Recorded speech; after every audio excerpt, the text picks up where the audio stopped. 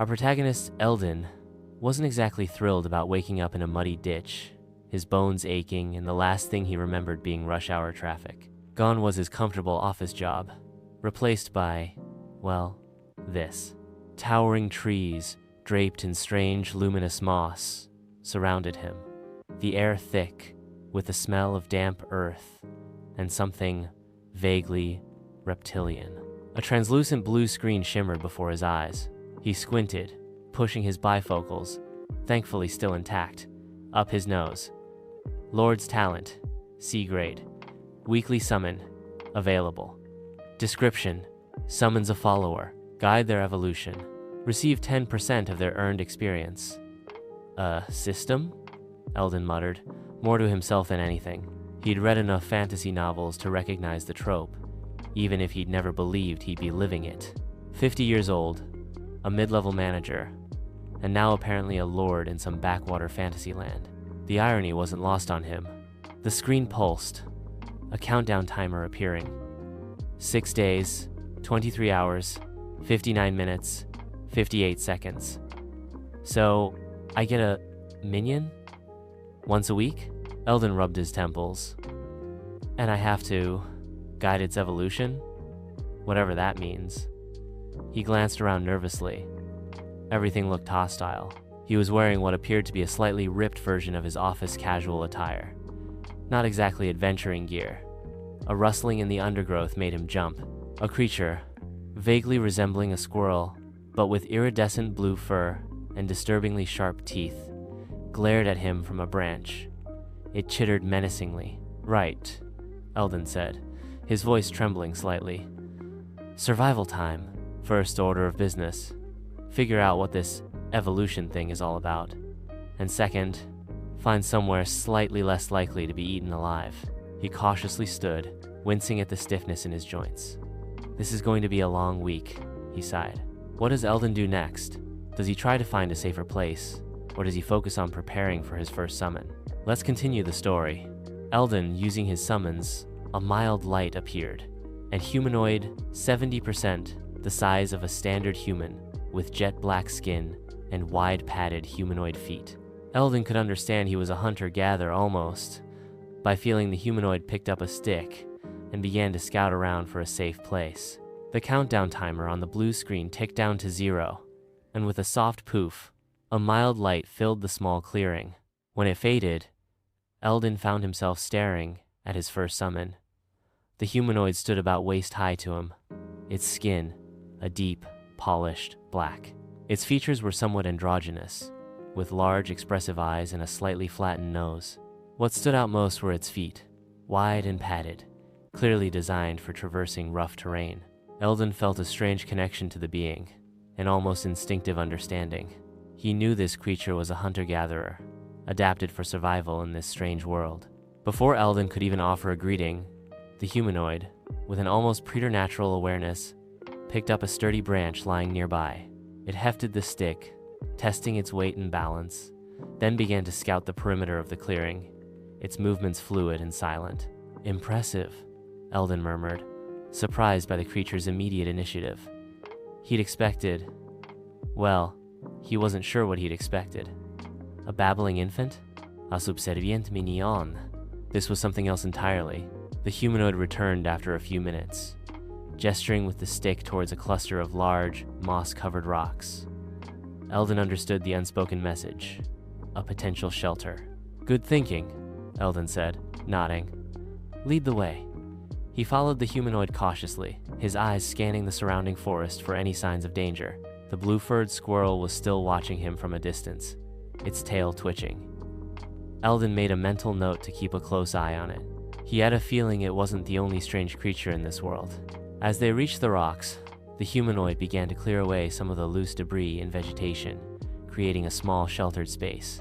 Eldon, despite his aching joints, helped as best he could. He was starting to feel a flicker of something. Not quite hope, but perhaps a sense of purpose. He might be a 50-year-old office worker in a dangerous fantasy world, but he had a minion now. And that minion, it seemed, knew what it was doing.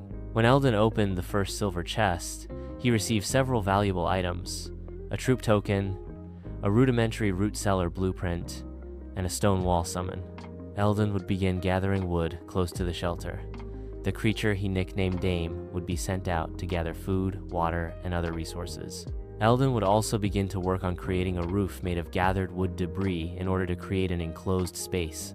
In Eldon's mind, he always had a sense of what Dame was doing or thinking. If he concentrated, he could communicate with Dame.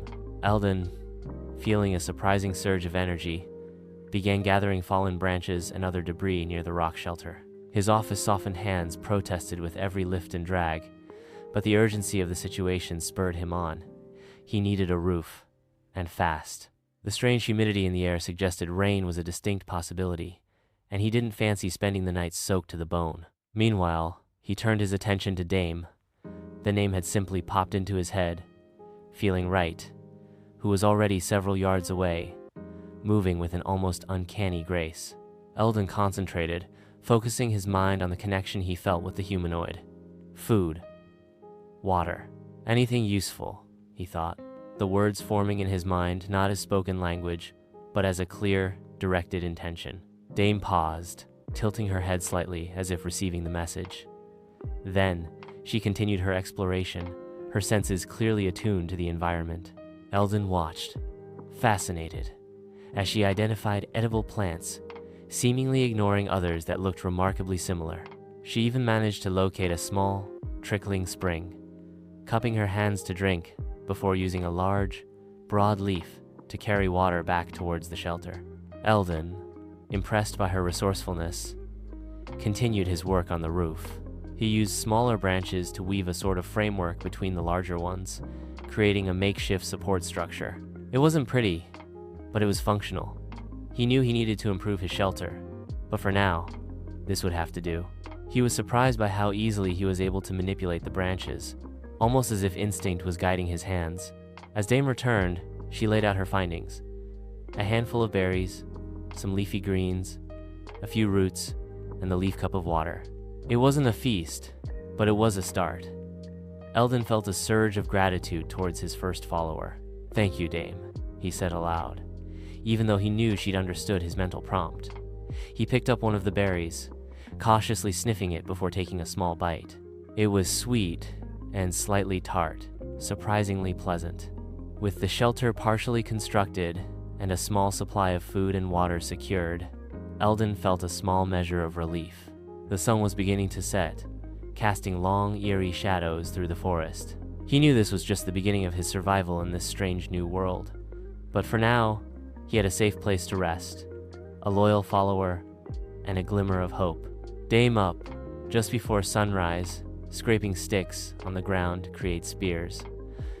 Anything that Eldon would think about could be communicated to Dame. Today they would hunt. Small, agile, near invisible, in the morning hours silent, a perfect ambush predator. While Dame would go hunting, Eldon would gather water and work on the shelter. Eldon, while he had never been to the watering hole, it was like the info in Dame head he could use like a map. On the way to get water from Waterhole, Eldon would discover a small wood chest. Eldon would scour the area, for them finding 2 more, for a total of 3. Eldon would open one. It contained 2 artisan glass bottles containing 500 ml of water, 3 cans of sardines, and a basic manual of bagua, and a basic manual 3 cold weapons: the spear, the sword, and the bow. Eldon would store the chests at his shelter and use the now empty chest to gather water. Dame, upon returning to shelter with 6 animals looking like small canines, they placed on the floor along with assorted vegetation. She would offer 4 fruits separately. These were fruits of the body. They would increase both health and stamina.